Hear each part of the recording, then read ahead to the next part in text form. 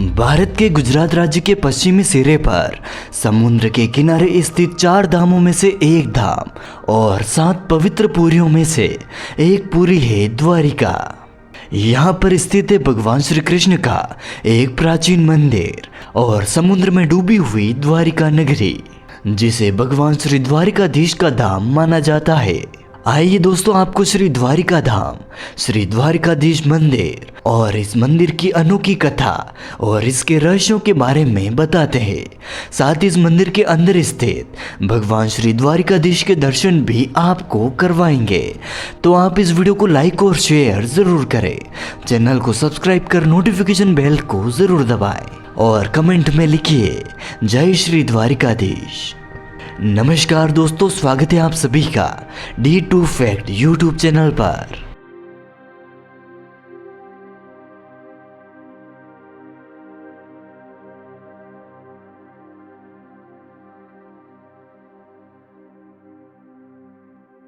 दोस्तों, द्वारिका के 2 भाग हैं, एक गोमती द्वारिका और दूसरी भेंट द्वारिका। गोमती द्वारिका धाम है और भेंट द्वारिका पुरी है और इसमें भेंट द्वारिका के लिए समुद्र मार्ग से जाना पड़ता है। दोनों द्वारिकाओं के मिश्रित रूप को द्वारिका धाम कहा जाता है। भारत में स्थित हिंदुओं के प्रमुख 4 धामों बद्रीनाथ, रामेश्वरम और जगन्नाथपुरी के बाद चौथा धाम है द्वारिका धाम और भगवान श्री हरि विष्णु की 7 पवित्र पुरियों में भी द्वारिकापुरी शामिल है। माना जाता है कि इस नगरी को स्वयं भगवान श्री कृष्ण ने ही बसाया था। कहा जाता है कि भगवान श्री कृष्ण ने मथुरा वासियों की सुरक्षा के लिए मथुरा का त्याग कर दिया था और युद्ध छोड़कर मथुरा से चले आए थे। इसी कारण उनका नाम रणछोड़ राय भी पड़ गया था। मथुरा त्याग करने के बाद भगवान श्री कृष्ण द्वारिका आए और यहीं पर अपनी नगरी की स्थापना की। दोस्तों, पूरी कथा इस प्रकार है कि कहा जाता है कि जब मथुरा में भगवान श्री कृष्ण और उनके मामा कंस के बीच भयंकर युद्ध हुआ था, इस दौरान भगवान श्री कृष्ण ने मथुरा वासियों को कंस के क्रूर शासन से मुक्त करने के लिए उनका वध कर दिया था। मामा कंस की मृत्यु के बाद मथुरा के शासन के लिए भगवान श्री कृष्ण द्वारा कंस के पिता उग्रसेन की घोषणा की गई। लेकिन उग्रसेन का यह निर्णय मगध के राजा और कंस के ससुर जरासंध को स्वीकार नहीं था। कहा जाता है कि जरासंध ने यह शपथ ली थी कि वह पूरे यादव कुल का नाश कर देंगे। जरासंध कंस के ससुर थे, इसलिए उन्होंने प्रतिशोध लेने के लिए मथुरा नगरी पर 17 बार आक्रमण किया था, जिससे वहां के प्रजाजनों को बहुत ही क्षति पहुंची। मथुरा वासियों को सुरक्षित बचाने के लिए भगवान श्री कृष्ण ने अपने सभी यादव कुल को साथ लेकर द्वारिका जाने का निर्णय किया।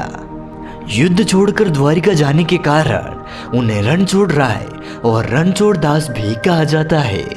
हिंदू पुराणों के अनुसार भगवान श्री कृष्ण के आग्रह पर देवताओं के शिल्प और वास्तुकार भगवान विश्वकर्मा ने गोमती नदी के तट पर समुद्र के एक टुकड़े को प्राप्त कर इस नगरी का निर्माण किया था। कहा जाता है कि भगवान श्री कृष्ण की आज्ञा पाकर केवल एक ही रात्रि में विश्वकर्मा जी द्वारा इस भव्य नगरी का निर्माण किया गया था। उस समय यह द्वारिका नगरी स्वर्ण द्वारिका के नाम से जानी जाती थी, क्योंकि उस काल के दौरान अपनी धन और समृद्धि के कारण यहाँ स्वर्ण का दरवाजा लगा हुआ था। कहा जाता है कि भगवान श्री कृष्ण ने 18 कुल बंधुओं के साथ द्वारिकापुरी में 36 वर्ष तक राज्य किया और इसके बाद वह अपने वैकुंठ धाम लौट गए। दोस्तों, कई लोग प्रश्न उठाते हैं कि जब श्री कृष्ण भगवान थे तो उनकी मृत्यु कैसे हुई। तो दोस्तों, इसके पीछे भी एक कहानी है। ऐसा माना जाता है कि महाभारत में पांडव पक्ष का समर्थन करने के कारण कौरवों की माता गांधारी ने महाभारत युद्ध के पश्चात भगवान श्री कृष्ण को यह श्राप दिया था कि जिस प्रकार उन्होंने कौरवों के वंश का नाश किया है, उसी प्रकार एक दिन भगवान श्री कृष्ण के पूरे यादव कुल का भी विनाश हो जाएगा।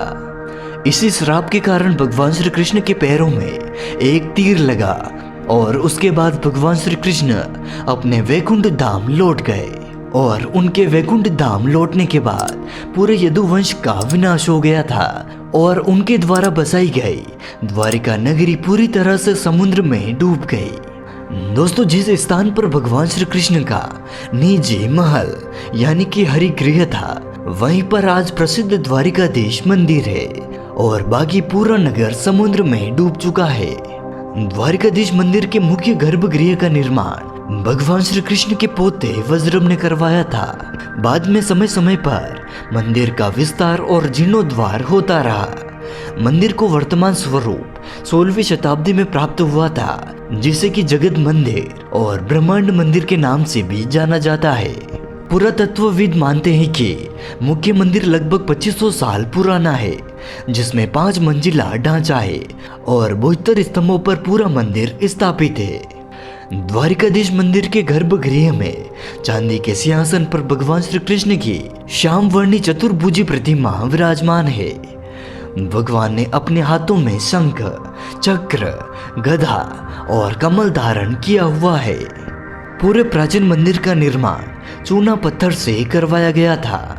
द्वारिकाधीश मंदिर में प्रवेश करने के लिए 2 प्रमुख द्वार है, जिसमें से उत्तर द्वार को मोक्ष द्वार कहा जाता है, जबकि दक्षिण द्वार को स्वर्ग का द्वार कहा जाता है। दोस्तों, इस मंदिर की पूरी ऊंचाई तकरीबन 157 फीट है। इस मंदिर के शिखर पर एक झंडा लगा हुआ है, जिसमें चंद्रमा और सूर्य की आकृति बनी हुई है। इस ध्वज की लंबाई 52 गज होती है। द्वारिकाधीश मंदिर भक्तों के लिए सुबह 7 बजे से शाम 9:30 बजे तक खुला रहता है। यह दोपहर 12:30 से शाम 5 बजे तक बंद रहता है। द्वारिकाधीश मंदिर के दक्षिण में गोमती धारा का चक्र तीर्थ घाट है। उससे कुछ ही दूरी पर अरब सागर स्थित है, जहां समुद्र नारायण मंदिर भी स्थापित है। इसके समीप ही पंच तीर्थ है, जहां पर 5 कुओं के जल से स्नान करने की परंपरा चली आ रही है। दोस्तों, यह मंदिर भारत के गुजरात राज्य के द्वारिका शहर में स्थित है।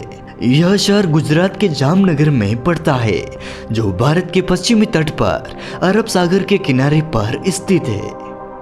द्वारिका का निकटतम हवाई अड्डा जामनगर में स्थित है, जो लगभग 137 किलोमीटर की दूरी पर स्थित है। यहाँ से आप टैक्सी द्वारा द्वारका मंदिर तक पहुँच सकते हैं। और दोस्तों, यदि आप ट्रेन के माध्यम से द्वारिका धाम आना चाहते हैं, तो द्वारिका स्टेशन अहमदाबाद ओखा ब्रॉड गेज रेलवे लाइन पर स्थित है, जहां से राजकोट, अहमदाबाद और जामनगर के लिए रेल सेवा उपलब्ध है। तो दोस्तों, उम्मीद करते हैं आपको हमारे द्वारा दी गई यह जानकारी पसंद आई होगी। इसी तरह की वीडियो देखने के लिए आप हमारे चैनल को सब्सक्राइब जरूर करें और दोस्तों मेरे साथ कमेंट में लिखिए जय श्री द्वारिकाधीश।